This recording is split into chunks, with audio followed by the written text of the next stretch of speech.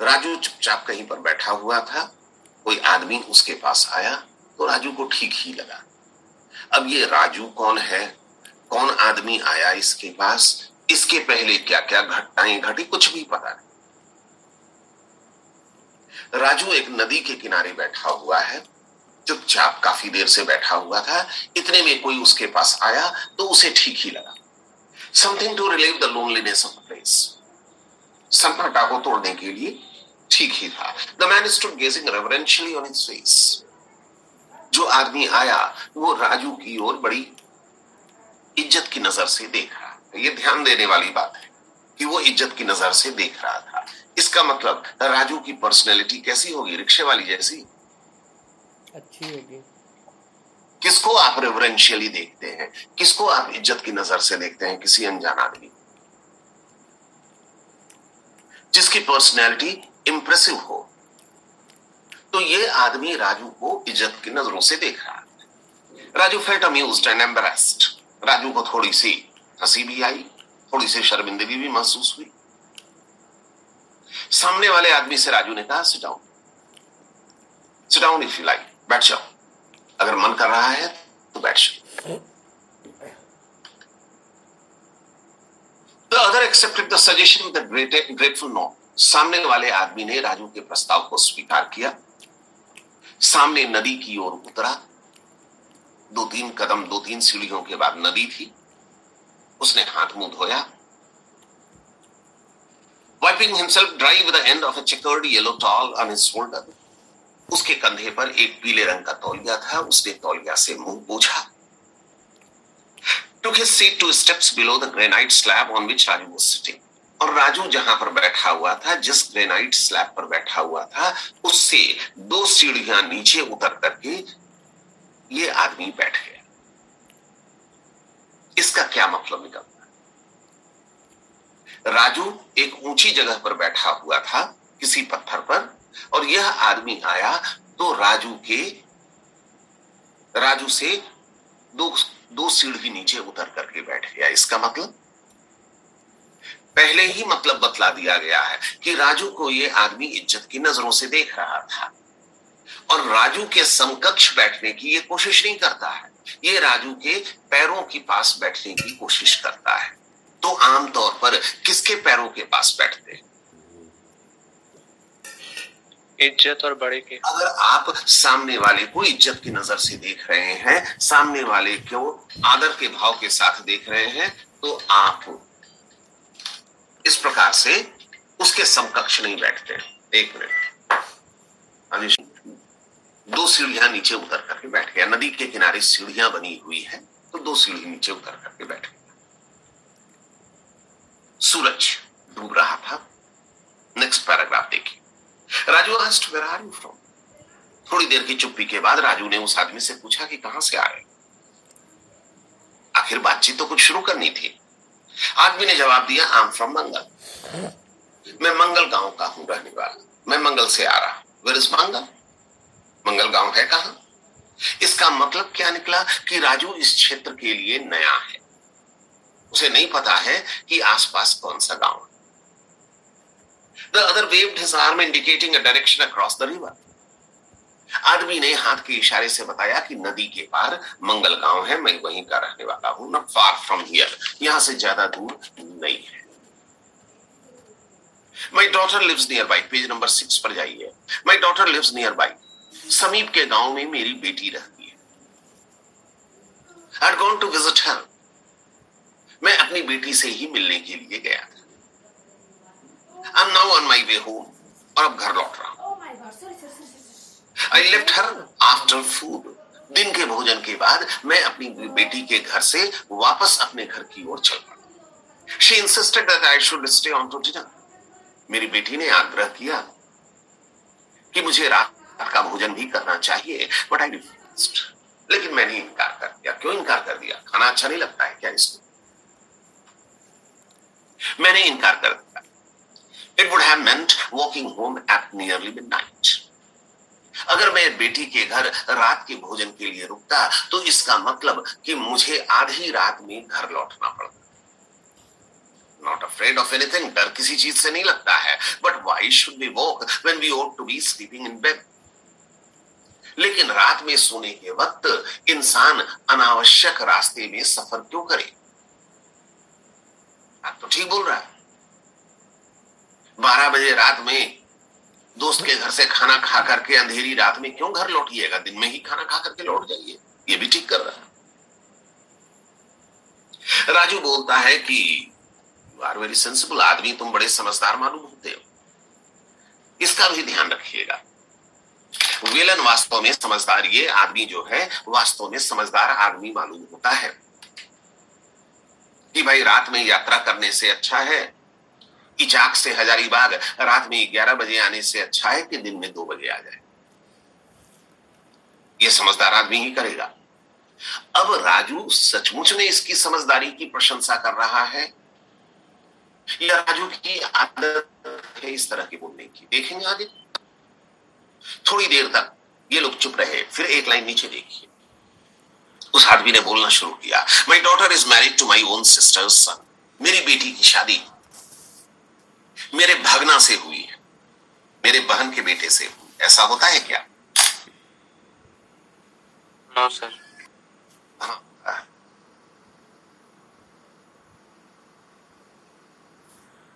शादी, बबलू तुम्ही जवाब दिया हो इसलिए तुम्ही से पूछ रहे हैं, क्या तुम्हारी शादी तुम्हारे बहन के बेटी से हो सकती है? साउथ एरिया में लड़कों को होती है। South area. क्या चीज? क्या चीज? सर साउथ में होती है, साउथ में।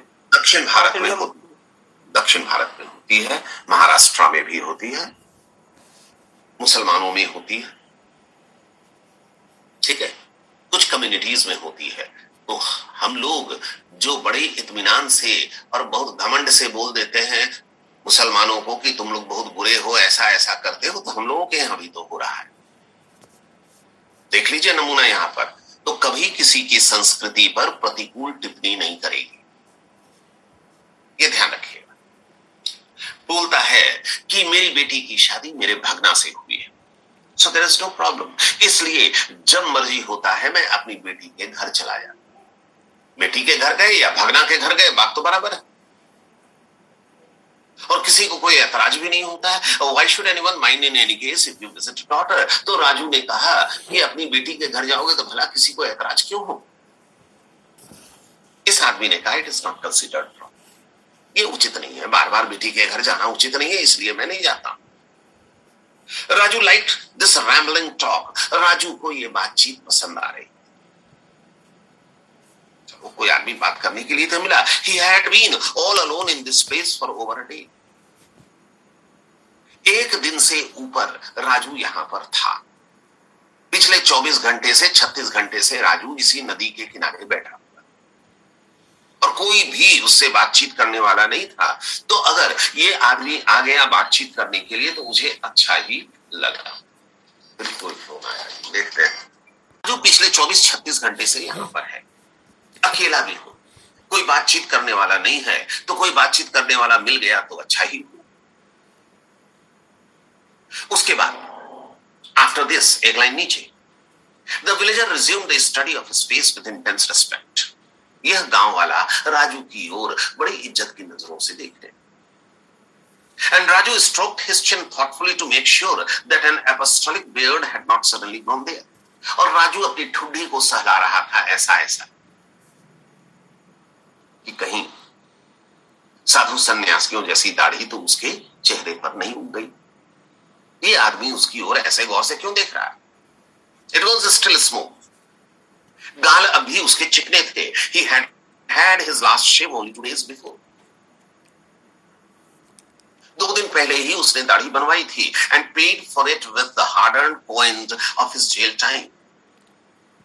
और उसने दाढ़ी बनाने के पैसे नाई को दिए थे जो बड़ी मुश्किल से उसने जेल में कमाया। ये जेल शब्द आ रहा है। Loquacious as usual, with a sharp blade scraping the soap, the barber had asked. नाई जो बातचीत में बड़ा कुशल था, उसने अपना उस्तुरा बजाते हुए अपने उस्तरे को तेज करते हुए राजू से पूछा, कमिंग आउट आई सपोज, अभी जेल से बाहर ही निकल रहे हो क्या? अब देखिए इंटरेस्टिंग चीज, ये नाई कहां से आ गया? अभी तो राजू नदी के किनारे पिछले 36 घंटे से बैठा हुआ है और अचानक इसके पास मिलने के लिए एक आदमी आया। आदमी से बैठ करके बातचीत कर रहा था कि कहां से आ रहे हो। आदमी ने बताया कि बेटी के ससुराल से आ रहे हैं। अचानक ये नाई कहां से आ गया?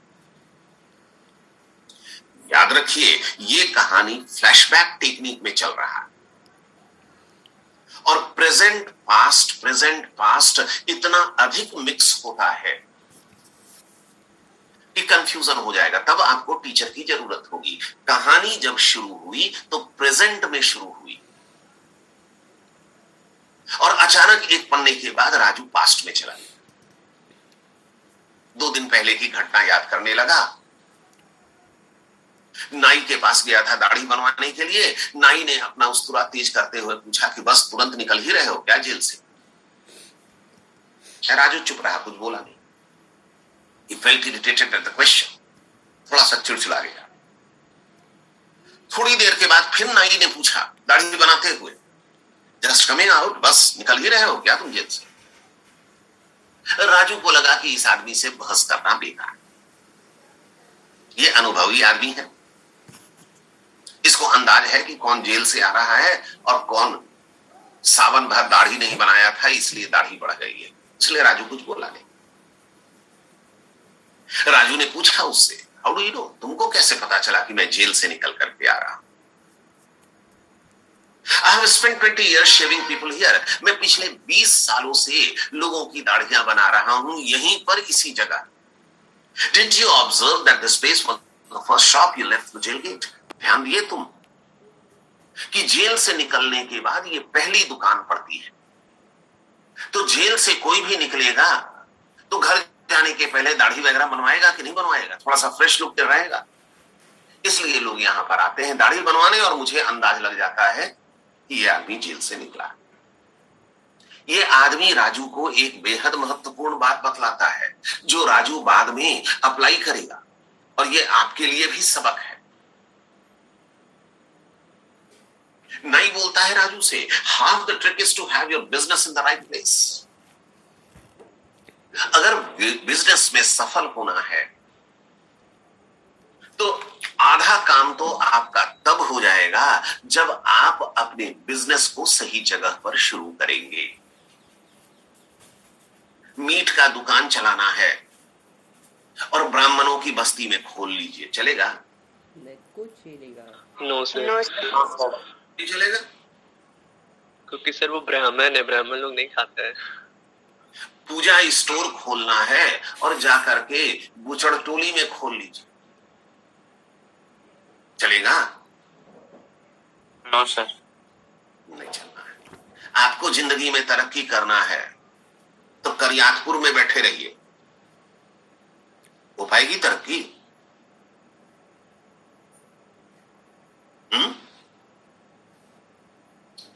हमको ट्यूशन पढ़ाना है और बहुत अधिक पैसे कमाना है तो हम कहां चल जाएं? बड़का गांव। तो बिजनेस में सफल होने का 50% श्रेय तो है कि आप अपने बिजनेस को सही जगह पर स्टार्ट कीजिए। क्या ये बात राजू को काम आएगी कि नहीं आएगी देखेंगे बाद में। ये सारी बातें करता है राजू से ये सलून वाला नाई। 8-10 लाइन नीचे देखिएगा। राजू से उसने पूछा कि क्या करूं? तो राजू बोला कि समझ में नहीं आ रहा क्या करेंगे, ऐसे जेल अच्छी जगह, जेल बुरी जगह नहीं थी। तो इसने कहा कि वापस चले जाओ, अगर बुरी जगह नहीं थी जेल तो वापस चले जाओ, उसमें क्या लिखा? ये सब बातें हो रही थी। अचानक बार्बर ने पूछा, but the barber was not to be count so easily.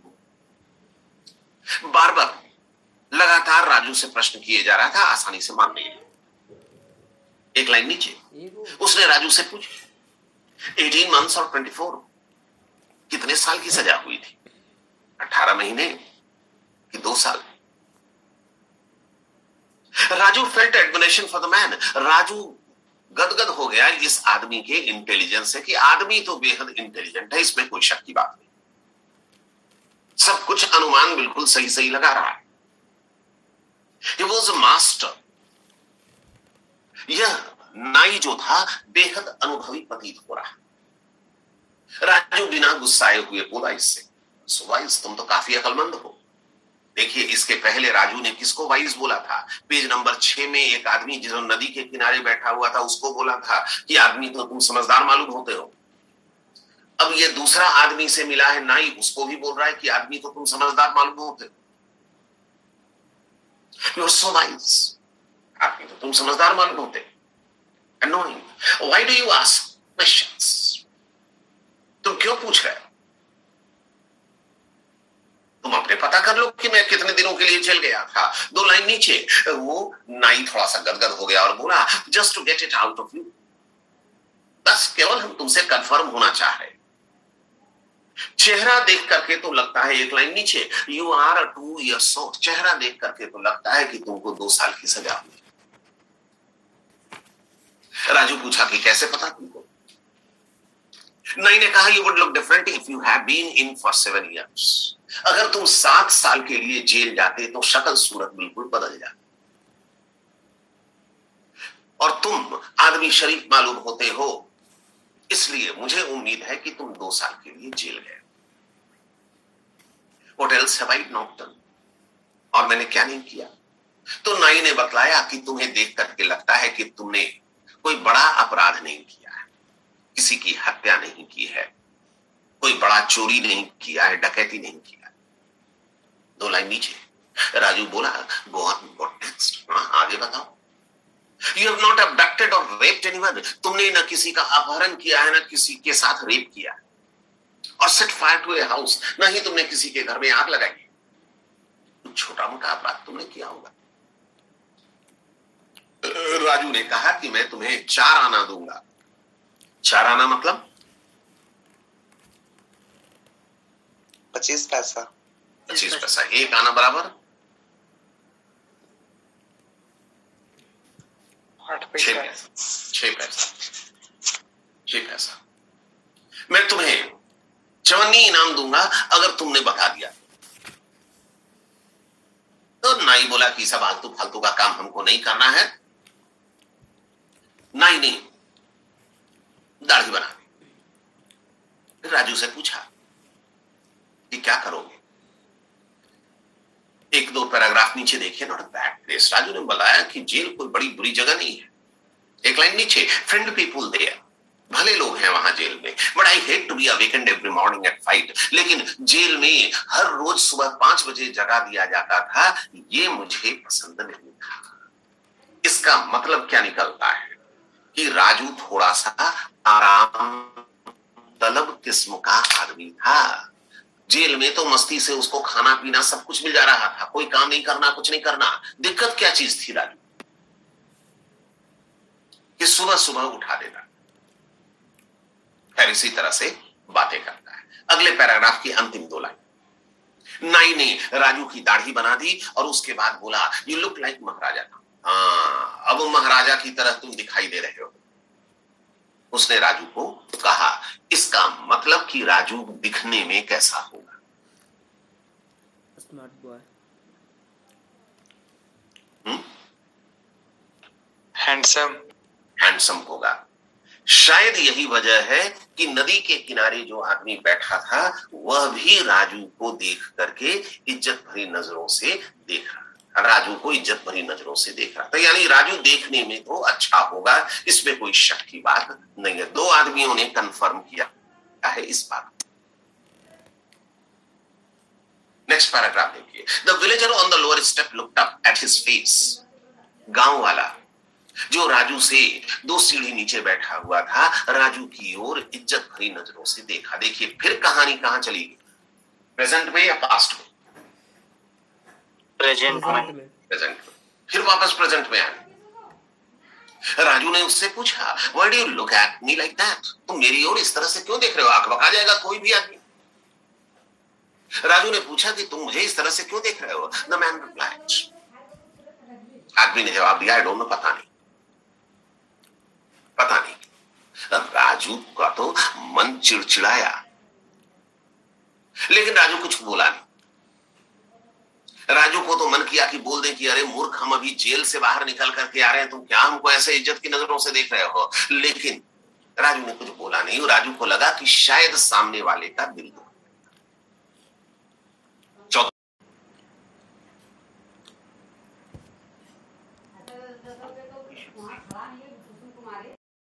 It looked as though he would be hurting the other's deepest sentiment. Raju को लगा कि अगर मैं बोल दूंगा इस आदमी को कि अरे मूर्ख,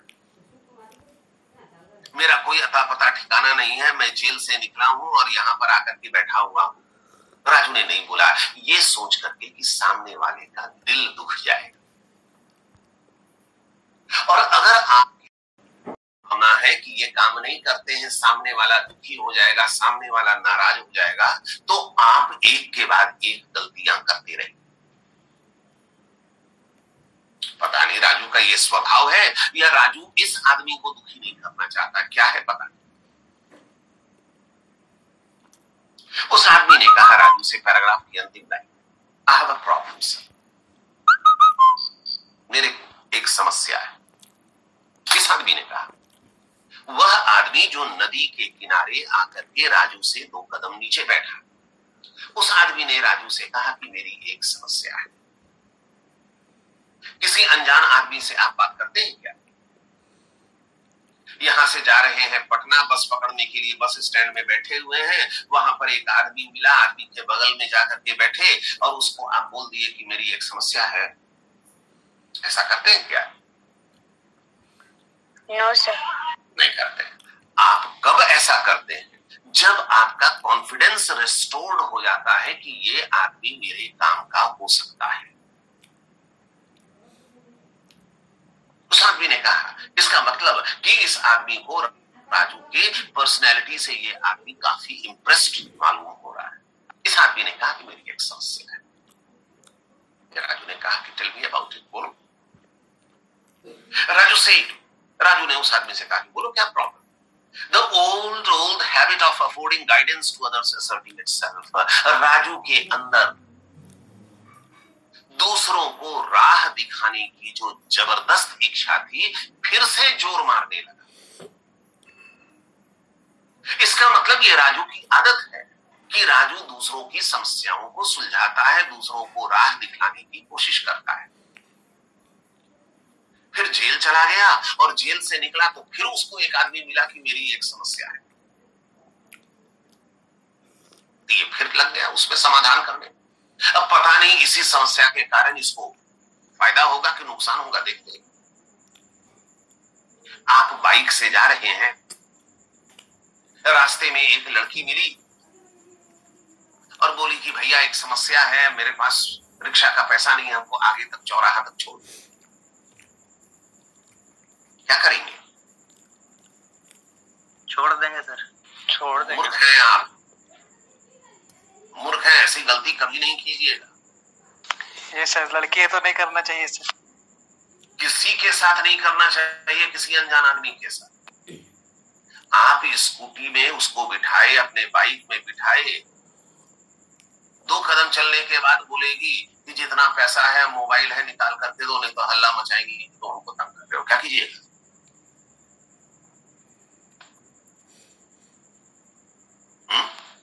देना ही पड़ेगा। कोलंबस कॉलेज के बाहर 2 बार हुआ ऐसा।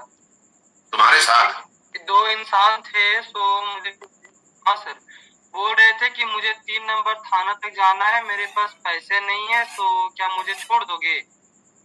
तो मैंने दोनों टाइम 10-10 रुपए उन्हें दे करके बोला भैया आप चल जाओ गाड़ी बैठ करके, मैं खुद नहीं जाऊंगा। ठीक किया, अकलमंदी किया। तो आप कहां समस्या में पड़ेंगे? दूसरों को मदद करने के चक्कर में आप कहां समस्या में पड़ेंगे, आप नहीं जानते हैं। लेकिन राजू पता नहीं कैसा इंसान है, हम लोगों को तो राजू के बारे में अभी कुछ पता नहीं है। जैसे ही इस आदमी ने कहा कि मेरी एक समस्या है, तो राजू के अंदर दूसरों को मदद करने की, दूसरों को राह दिखाने की जो जबरदस्त इच्छा थी फिर से जोर मार। Tourists would recommend him to one another, would say at one time. Tourist लोग जो राजू के शहर में घूमने आते थे, वे राजू को जरूर खोजते थे और एक दूसरे को बोलते थे भी कि अगर तुम जा रहे हो राजू के शहर में घूमने के लिए, वहां पर राजू को खोजना ना, वो तुमको घुमा देगा, कोई परेशानी नहीं है।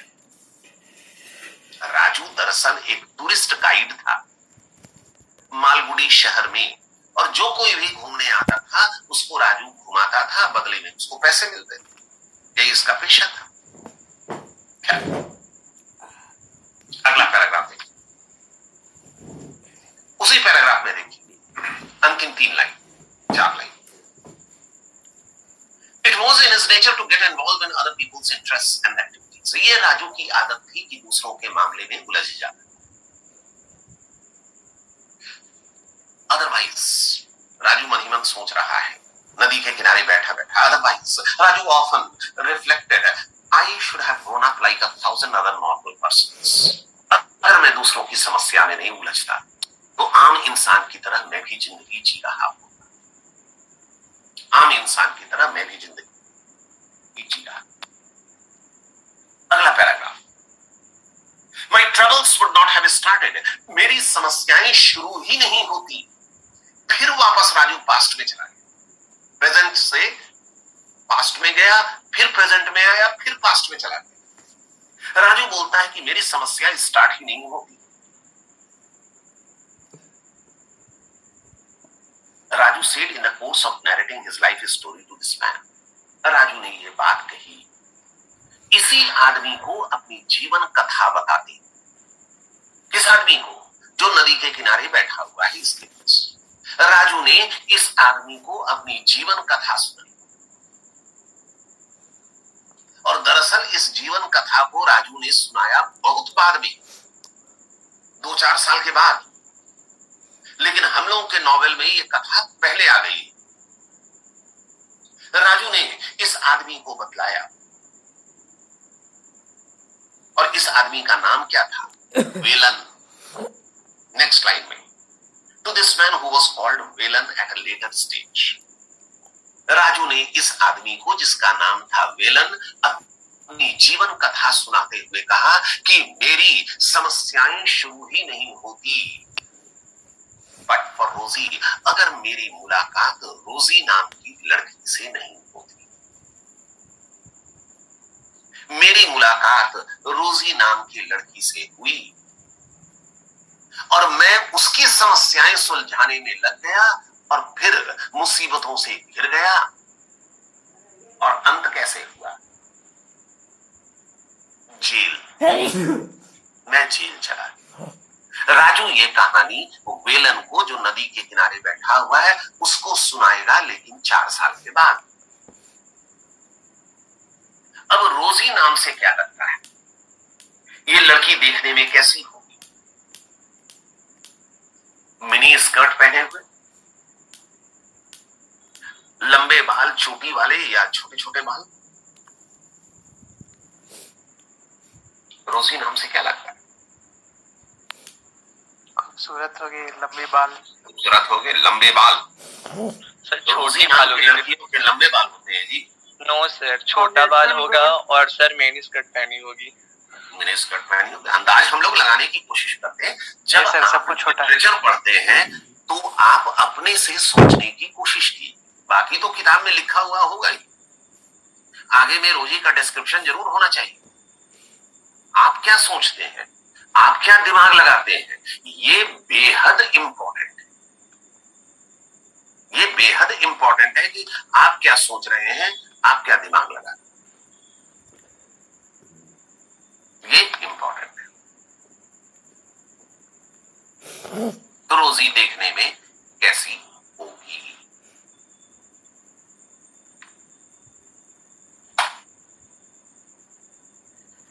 She was just an Indian. Sorry, why did she call herself Rosie? इस लड़की ने अपना नाम रोजी क्यों रखा पता? She did not come from a foreign land. विदेशी लड़की नहीं थी। She was just an Indian. एक भारतीय लड़की थी who should have done well with देवी, मीना, ललिता और any other any one of the 1000 names. अगर इस लड़की का नाम देवी, ललिता, संगीता, गीता, सुनीता कुछ भी होता कोई फर्क नहीं, लेकिन इस लड़की ने अपना नाम रोजी क्यों रखा पता नहीं। She chose to call herself रोजी। लड़की ने अपना नाम रोजी रखा।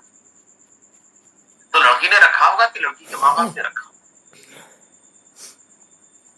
लड़की के Don't imagine on hearing her name that she wore a short skirt or cropped her hair. अब इसका नाम सुन करके ये अंदाज मत लगाइए कि इस लड़की के बाल छोटे छोटे होंगे और इसने मिनी स्कर्ट पहना होगा। ऐसा कुछ भी नहीं था। इस लड़की के ना बाल छोटे थे और न ही इसने मिनी स्कर्ट पहना। She looked just the orthodox dancer that she was. वह एक पारंपरिक डांसर की तरह दिखती थी और वो डांसर थी भी। She wore sarees of bright hues and gold lace. Colourful sari पहनती थी जिसमें गोल्डन लेस लगा हुआ रहता था। कर्ली हेयर था, घुंघराले बाल थे उसके, जिसकी वो चोटी बना करके रखती थी, बालों में फूल लगा करके रखती थी। दक्षिण भारत में बालों में फूल लगाते हैं। वो डायमंड ईयररिंग्स, कानों में डायमंड के रिंग्स पहने हुए थे, इसने गोल्ड नेकलेस पहना हुआ था इत्यादि। तो देखने में एक पारंपरिक भारतीय डांसर की तरह दिखाई दी। I told her at the first opportunity. मेरी उससे मुलाकात हुई और जैसे ही मौका मुझको लगा मैंने इस लड़की को कहा, oh, what a great dancer she was. तुम बड़ी अद्भुत डांसर हो। And how she fostered our cultural tradition. और तुम जैसी लड़कियों ने ही भारतीय संस्कृति को सुरक्षित रखा है। क्या किसी लड़की को ऐसा बोलते हैं आमतौर पर पहली, दूसरी, तीसरी मुलाकात में? सर यस सर, उसको इम्प्रेस करने के लिए बोलना पड़ता है। हम लोगों को डांसर नहीं मिलता है, हम लोगों को मिलते हैं सिंगर्स मिलते हैं। तो हम लोग बोलते हैं कि हाँ आप बहुत अच्छा गाती हैं और आप जैसी लड़कियों की वजह से ही भारतीय क्लासिकल म्यूजिक सुरक्षित है। लड़की सुनकर के खुश होगी कि गुस्सा हो जाएगी? खुश होगी। एंड इट प्लीज्ड हर। रोजी ये सुनकर के बड़ा प्रसन्न कि हाँ बात बड़ा प्रसन्न हो गई। एक बहुत सामान्य सी Thousands of persons must have said the same thing to her. हजारों लोगों ने रोजी की तारीफ की होगी इस तरह से। आज के पहले, मेरे बोलने के पहले हजारों ने तारीफ की होगी रोजी की इस तरह से। But I happened to be the first in line. लेकिन मेरी तारीफ कुछ अनोखी थी और मैं अपने किस्म का जरा सा पहले टाइप की तारीफ करता, पहला इंसान था जिसने रोजी की इस तरह से तारीफ की होगी। तो क्या रोजी की तारीफ सामान्य है? No sir. आलिया भट्ट को हजारों लोगों ने कहा होगा कि आप बड़ी सुंदर लगती हैं। बोला होगा कि नहीं बोला होगा? बोला होगा।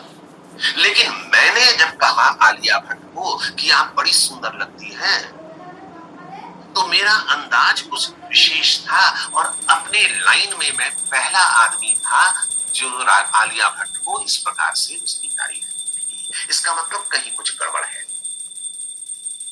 कोई तो दिक्कत है। इसकी तारीफ सामान्य तारीफ नहीं थी।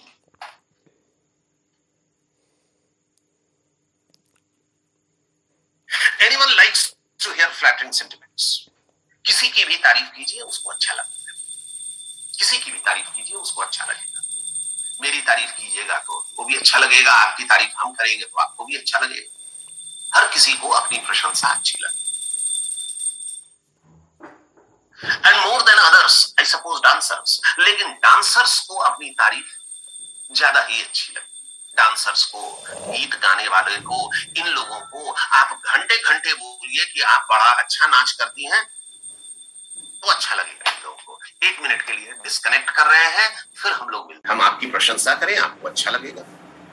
चाहे आपकी पढ़ाई की तारीफ करें, चाहे आपके ब्यूटी की तारीफ करें, आप मेरी तारीफ कीजिए तो हमको भी अच्छा लगेगा कि सर आप जैसा महान टीचर कोई नहीं है। आप रोज बोलिए, रोज अच्छा लगेगा हमको। हो सकता है फीस भी माफ कर दें। ह्यूमन नेचर है या नहीं है?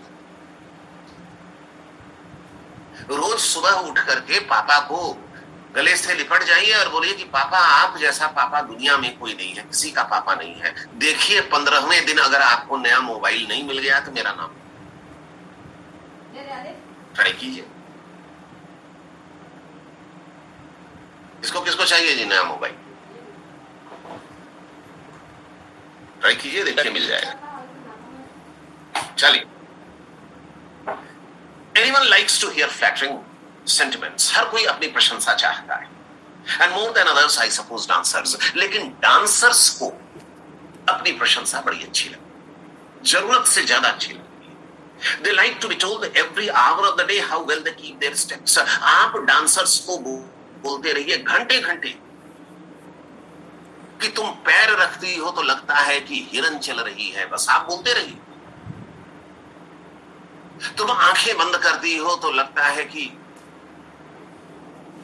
अंधेरा हो गया हो। इस तरह की पता नहीं, हमको डायलॉग भी याद नहीं है। अब तो उम्र भी मेरी नहीं रही कि क्या एग्जैक्टली डायलॉग्स चलता है। तो डांसर्स को अपनी प्रशंसा बड़ी अच्छी लगी। I praised her art whenever I could snatch a moment alone with her. I praised her art. और मैं भी इसके कला की प्रशंसा करता। रोजी जो थी एक डांसर थी और मैं भी इसकी प्रशंसा करता था। तो इसमें कौन सी बड़ी भारी बात है?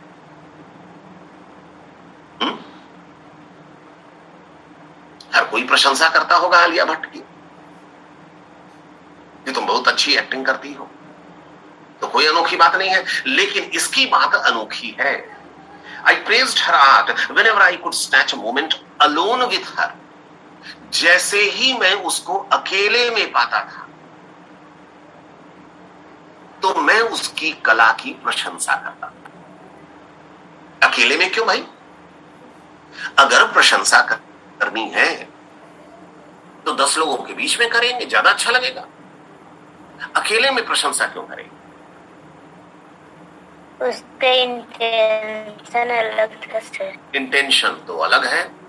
आपने बहुत अच्छा ड्रेस पहना हुआ है और क्लास में लड़कों ने देखा, किसी को तारीफ करनी होगी आपके ड्रेस की तो पूरे क्लास में करेगा कि हाँ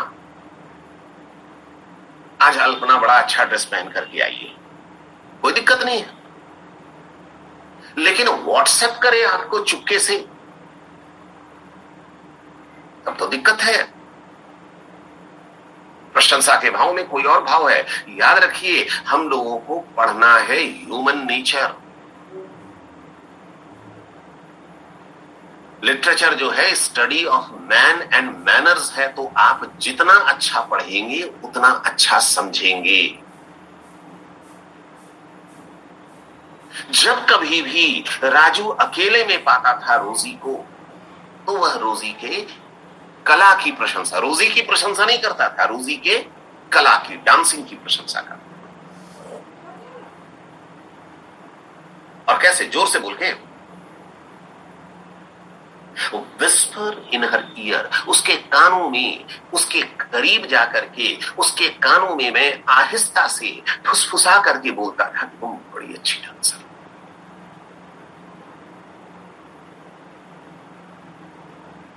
out of the range of that husband of hers.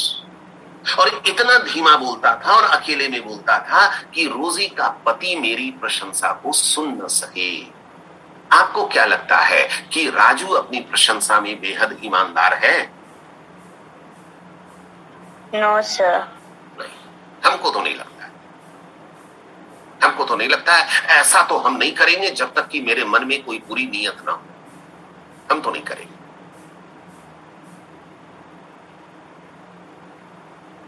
Oh what a man! यार कितना बेहुदा आदमी था उसका पति। I have not met a more grotesque creature in my life. इससे विभत्स, इससे भद्दा आदमी तो मैं कोई जिंदगी में नहीं देखा था, पूरी जिंदगी में अपनी। Instead of calling herself Rosie, she could more have logically called him Marco Polo.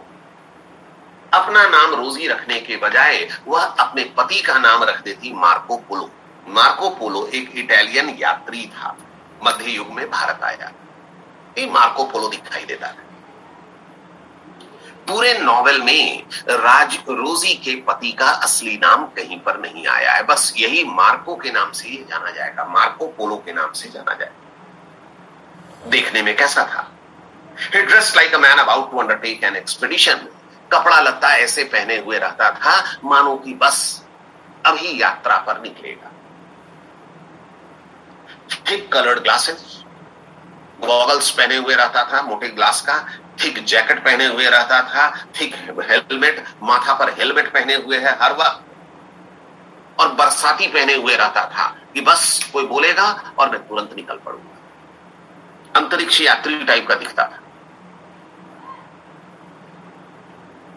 अब राजू ने यह देख लिया कि रोजी का पति आकर्षक नहीं है और रोजी बेहद सुंदर है, और राजू रोजी की तारीफ कर रहा है 10 लोगों के बीच में। No sir. नहीं, अकेले ही। और इस बात का भी ख्याल रख रहा है कि राजू जो तारीफ कर रहा है रोजी का पति सुने नहीं। तो इसका मतलब क्या है? राजू के इंटेंशंस अच्छे हैं या बुरे हैं? नियत में खोट है या नहीं है सर? है, लगता तो है, पता नहीं, भला आदमी भी हो सकता है राजू। कभी कभी हम लोगों को जज करने में गलती हो जाती है। The moment I set eyes on him, जिस क्षण मैंने रोजी के पति को देखा, on that memorable day, उस दिन, वो दिन आज तक मुझको याद है। राजू ये सारी कहानी किसको सुना रहा है? हम लोगों को? नहीं सर, नदी के पास नदी के पास जो आदमी बैठा हुआ है, क्या नाम है उसका? वेलन को सुना रहा है। वह दिन मुझको याद है जब मैंने पहली बार राजू को देखा था, जब मैंने पहली बार मार्को को देखा था railway station. I knew that here was a lifelong customer. Train से मार्को उतरा और मार्को को देखते ही मैं समझ गया कि हाँ, ये मेरा कस्टमर है और ये जिंदगी भर मेरा साथ निभाएगा, जिंदगी भर मैं इससे पैसे कमाऊंगा। क्यों? राजू पेशे से टूरिस्ट गाइड था और मार्को शक्ल, सूरत और कपड़ों से क्या था? परमानेंट टूरिस्ट दिखता था। परमानेंट टूरिस्ट दिखता था। तो राजू ने देखा मार्को को, तो राजू समझ गया कि ये तो मेरे जिंदगी भर का ग्राहक। एक आदमी जो बहुत रिश्वत कमाता है सुनार के यहां जाएगा तो सुनार गदगद हो जाएगा ना कि ये आदमी जब तक नौकरी में रहेगा हमसे सोना खरीदते रहेगा, जान जाएगा। कोई विद्यार्थी जो पढ़ने में बेहद उत्सुक है वो मेरे पास आएगा तो हमको लग जाएगा ना कि चलो ये लड़का 8-10 साल तक पैसा देगा हमको।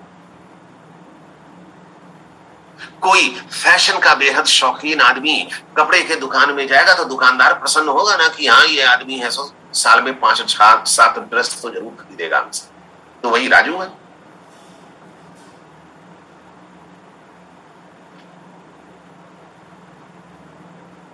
You may want to ask why I became a guide. Velan को बोलता है कि हो सकता है तुम मुझसे पूछो कि मैं गाइड क्यों बना और कब बना। I was a guide for the same reason as someone else is a signaler, porter or guard. मैं गाइड इसलिए बना क्योंकि मुझे गाइड का काम मिला। मैं टीचर इसलिए बना क्योंकि मुझको टीचिंग का काम मिला। जिसको जो काम मिलता है अपना करने लगता है। तो मैं भी, मुझको गाइड का काम मिला, मैं गाइड बन गया। इट इज फेटेड thus, बस किस्मत पे था। Don't laugh at my railway association. Railway से मेरा संबंध कैसे हुआ इस पर हंसने की कोई जरूरत नहीं है।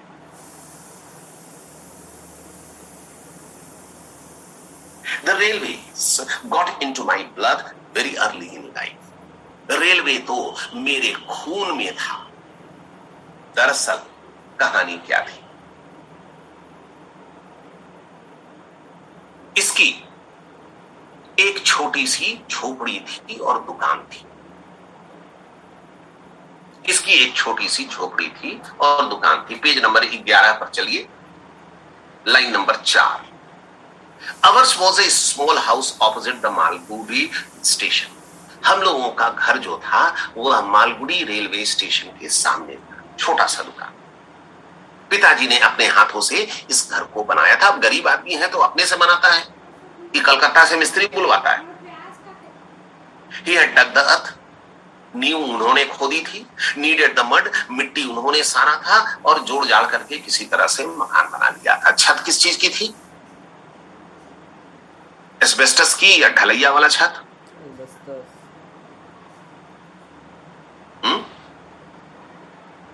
नारियल के पत्तों से बना हुआ छप्पर था। खपड़ा भी नहीं था। नारियल के पत्तों से बना हुआ छप्पर था। और घर के सामने पिताजी ने पपीता का पेड़ वगैरह लगा दिया था। वहां से 8-10 लाइन नीचे देखिए। My father had a small shop. मेरे पिताजी की एक छोटी सी दुकान थी घर के आगे में। बाहर में एक छोटी सी दुकान थी। क्या बेचेगा? चना का भुंजा बेचेगा, आटा बेचेगा, दाल बेचेगा, चावल बेचेगा, दाल बेचेगा, गुड़ बेचेगा, बस। एक खिचड़ी फरोश की परचून की दुकान थी। हट शॉप।